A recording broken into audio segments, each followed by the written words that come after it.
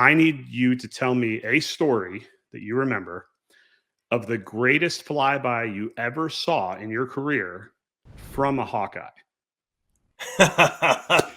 Well, you know what that story is. I have no idea. You were in the Navy 36 years. It could be anything. It could be humor me. Well, I remember a certain air power demonstration that was taking place on the USS Nimitz, and I remember whenever I watched air power demonstrations, I was always impressed with that the flybys were always too high, too slow, too far away. And so when we were, doing air power demonstrations on the Nimitz, I would give debriefs to people that I think probably washed over the entire air wing. Like that was a little too high, a little too slow, and a little too far away.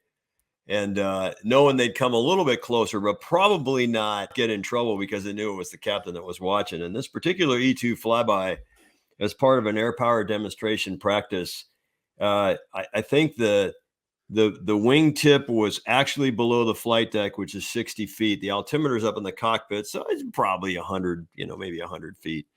Plus, and I think pretty good judgment of the space between the airplane and the ship, because the Belknap pole was sitting. That's the pole right in front of the bridge on an aircraft carrier. You miss that. So, okay, that's pretty good right there. And otherwise pretty nice clearance. And the speed of it was something approaching, I think, what usually jet aircraft do. And so I think the operative question was what is red line on an E2? And suitably noted through, an answer that was in accordance with NATOPS.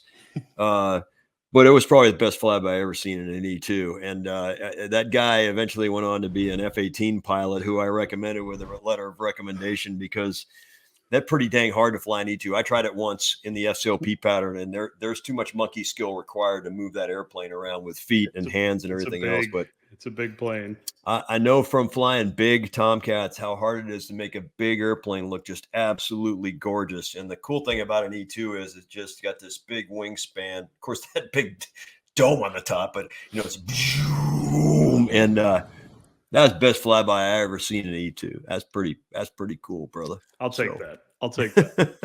You may have made me come up to the bridge after that one.